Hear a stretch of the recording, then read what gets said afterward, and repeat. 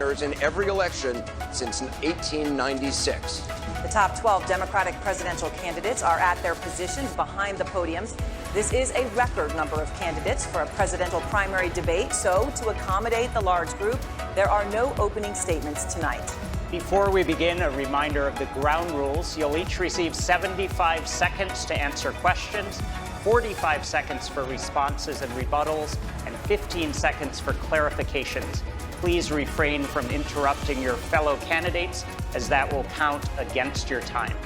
And we remind our audience here in the Reich Center to Otterbein to be respectful so the candidates can hear the questions and each other. All right, let's begin. Since the last debate, House Democrats have officially launched an impeachment inquiry against President Trump, which all the candidates on this stage support. Senator Warren, I want to start with you. You have said that there's already enough evidence for President Trump to be impeached and removed from office. But the question is, with the election only 1 year away, why shouldn't it be the voters who determine the president's fate? Because sometimes there are issues that are bigger than politics, and I think that's the case with this impeachment inquiry. When I made the decision to run for president, I certainly didn't think it was going to be about impeachment. But when the Mueller report came out, I read it, all 442 pages. And when I got to the end, I realized that Mueller had shown to a fare thee well that this president had obstructed justice and done it repeatedly. And so at that moment, I called for opening an impeachment inquiry. Now, that didn't happen, and look what happened as a result. Donald Trump broke the law again in the summer, broke it again this fall. You know, we took a constitutional oath, and that is that no one is above the law, and that includes the President of the United States. Impeachment is the way that we establish that this man will not be permitted to break the law over and over without consequences. This is about Donald Trump, but understand, it's about the next president and the next president and the next president and the future of this country. The impeachment must go forward. Thank you, Senator Warren. You're all going to get in on this, by the way. Senator Sanders, do Democrats have any choice but to impeach President Trump? Please respond. No, they don't. In my judgment, Trump is the most corrupt president in history of this country. It's not just that he obstructed justice with the Mueller report. I think that the House will find him worthy of impeachment because of the emoluments clause. This is a president who is enriching himself while using the Oval Office to do that, and that is outrageous. And I think in terms of the recent Ukrainian incident, the idea that we have a president of the United States who is prepared to hold back national security money to one of our allies in order to get dirt on a presidential candidate is beyond comprehension. So I look forward, by the way, not only to a speedy and expeditious impeachment process, but Mitch McConnell has got to do the right thing and allow a free and fair trial in the Senate.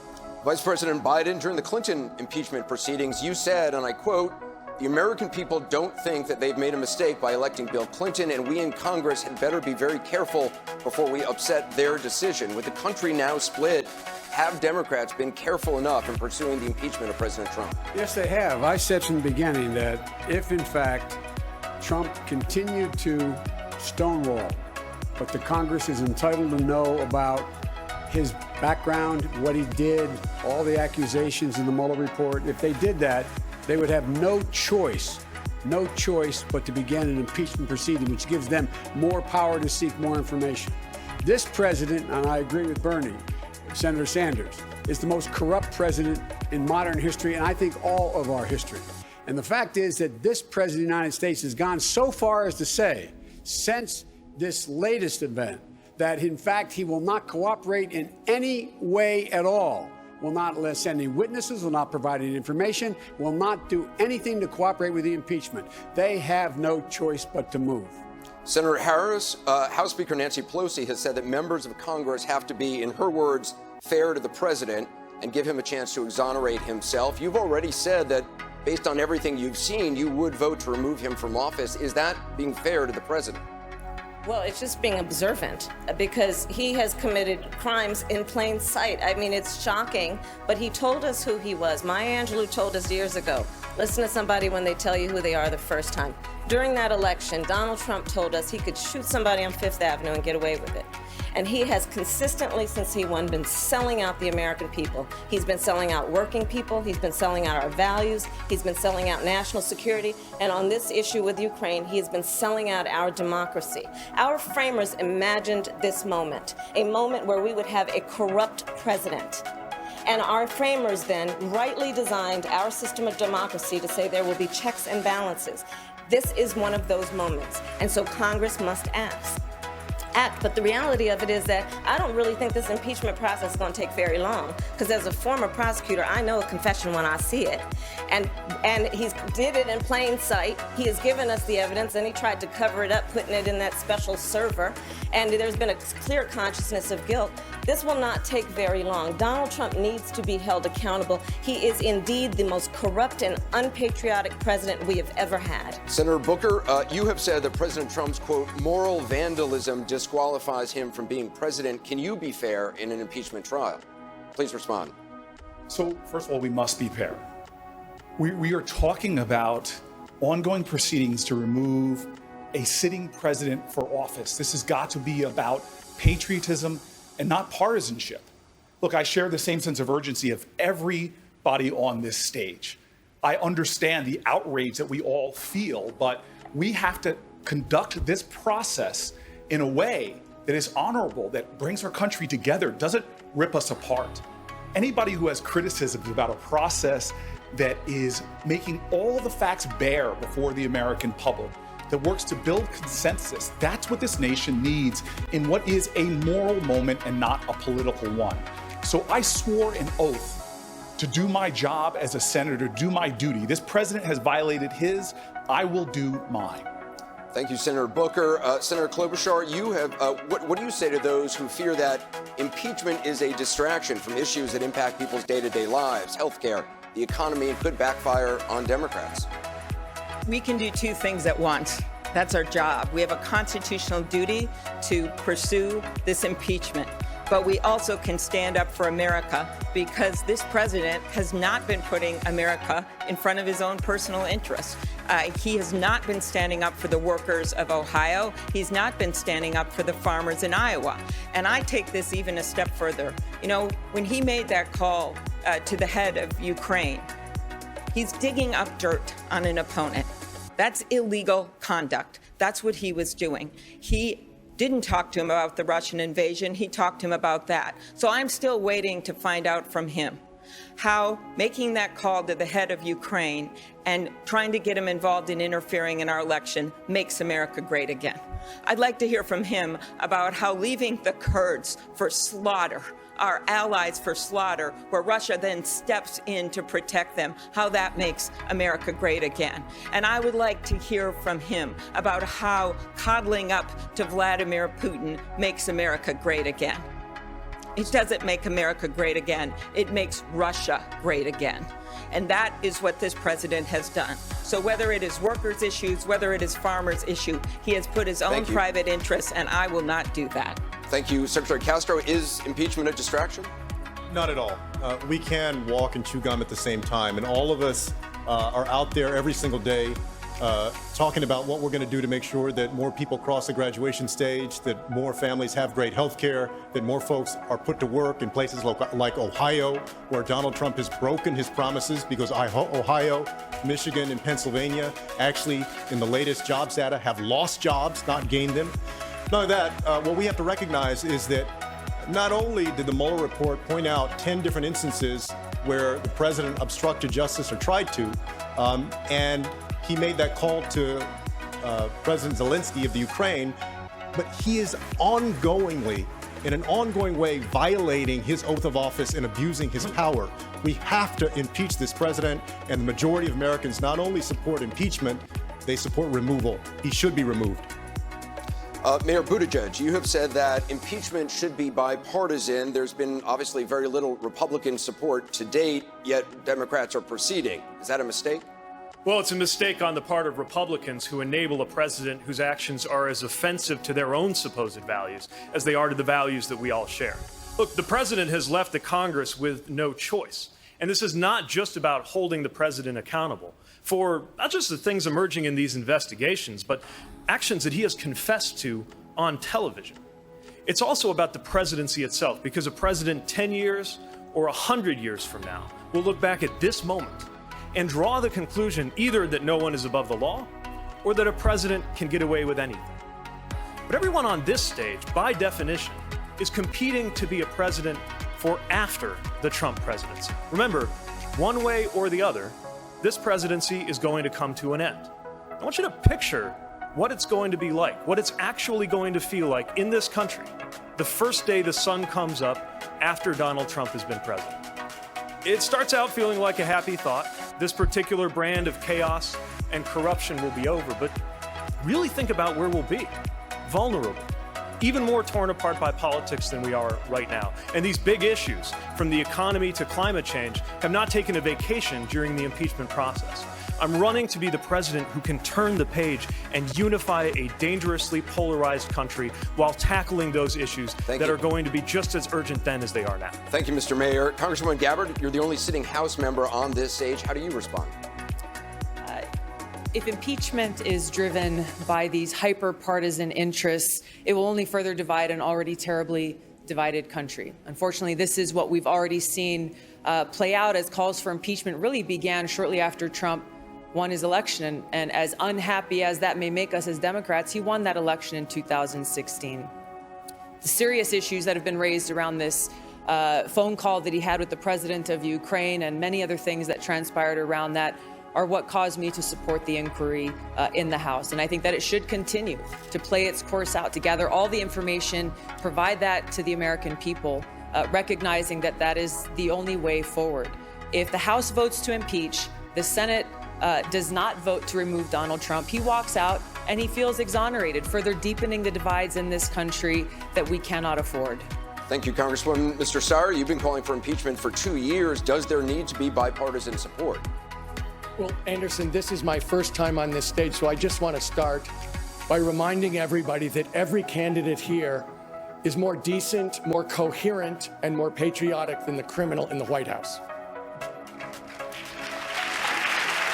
But I also want to point out that Anderson's right. 2 years ago, I started the Need to Impeach movement because I knew there was something desperately wrong at 1600 Pennsylvania Avenue, that we did have the most corrupt president in the country, and that only the voice and the will of the American people would drag Washington to see it as a matter of right and wrong, not of political expediency. So in fact, impeaching and removing this president is something that the American people are demanding. They're the voice that counts, and that's who I went to, the American people. Mr. Yang, do you think there's already enough evidence out there to impeach the president? Please respond. I support impeachment, but we shouldn't have any illusions that impeaching Donald Trump will, one, be successful, or two, erase the problems that got him elected in 2016. We're standing in the great state of Ohio, the ultimate purple state, the ultimate bellwether state. Why did Donald Trump win your state by 8 points? Because we got rid of 300,000 manufacturing jobs in your towns, and we're not stopping there. How many of you have noticed stores closing where you work and live here in Ohio? Raise your hands. It's not just you. Amazon alone is closing 30% of America's stores and malls, soaking up $20 billion in business while paying zero in taxes. These are the problems that got Donald Trump elected, the fourth industrial revolution. And that is going to accelerate and grow more serious regardless of who is in the Oval Office. The fact is, Donald Trump, when we're talking about him, we are losing. We need to present a new vision, and that even includes talking about impeaching Donald Trump. Mr. Congressman O'Rourke, on impeachment, please respond. You know, I think about everyone who's ever served this country in uniform. We have two examples here on the stage tonight, Mayor Buttigieg and Congresswoman Gabbard. Those who have willingly sacrificed their lives to defend this country and our Constitution.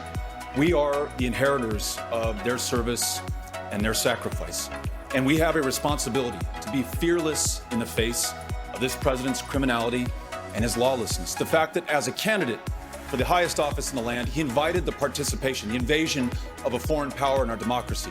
As president, he lied to investigators, obstructed justice, fired James Comey, head of the FBI, tried to fire Mueller, head of the investigation, then invited President Zelensky to involve himself in our politics, as well as China, in exchange for favorable trade terms in an upcoming trade deal. Thank you, if we do Congressman. not hold him to account, if there is not justice, not only have we failed this moment, our Constitution and our country, but we have failed everyone who has sacrificed and laid their lives down on the line. And we cannot do that. Thank you, Congressman. The impeachment inquiry is centered on President Trump's attempts to get political dirt from Ukraine on Vice President Biden and his son Hunter.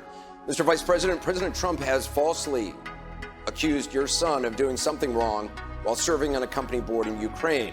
I want to point out there's no evidence of wrongdoing by either one of you. Having said that, on Sunday, you announced that if you're president, no one in your family or associated with you will be involved in any foreign businesses. My question is, if it's not okay for a president's family to be involved in foreign businesses, why was it okay for your son when you were vice president? Vice President Biden? Look, my son did nothing wrong. I did nothing wrong. I carried out the policy of the United States government in rooting out corruption in Ukraine. And that's what we should be focusing on. And what I wanted to make a point about, and my son's statement speaks for itself. He spoke about it today. My son's statement speaks for itself. What I think is important is we focus on why it's so important to remove this man from office. On the 17th, look, the fact that George Washington worried on the first time he spoke after being elected president that what we had to worry about is foreign interference in our elections. It was the greatest threat to America. This president on three occasions, has invited foreign governments and heads of government to get engaged in trying to alter our elections. The fact is that it is outrageous. Rudy Giuliani, the president, and his thugs have already proven that they, in fact, are flat lying. What we have to do now is focus on Donald Trump. He doesn't want me to be the candidate. He's going after me because he knows if I get the nomination, I will beat him like a drum. Hold on, sorry, I just want to follow up. Mr. Vice President, as you said, your son Hunter today gave an interview, admitted that he made a mistake and showed poor judgment by serving on that board in Ukraine. Did you make a mistake by letting him? You were the point person on Ukraine at the time. If you can answer. Look, my son's statement speaks for itself. I did my job. I never discussed a single thing with my son about anything having to do with Ukraine. No one has indicated I have. We've always kept everything separate. Even when my son was the Attorney General of the state of Delaware, we never discussed anything. So there'd be no potential conflict. My son made a judgment. I'm proud of the judgment he made. I'm proud of what he had to say. And let's focus on this. The fact of the matter is that this is about Trump's corruption. That's what we should be focusing on. Senator Sanders, your response. Let me make a point. I think that it is absolutely imperative to go forward with impeachment. I hope that he is impeached. But I think what would be a disaster if the American people believe that all we were doing is taking on Trump, and we're forgetting that 87 million Americans are uninsured or underinsured. We're forgetting about the existential threat of climate change. We are forgetting about the fact that half of our people are living paycheck to paycheck.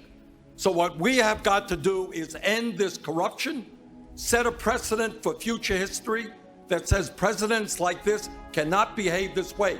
But we cannot and must not turn our backs on the pain of the working class of this country. Senator Sanders, thank you.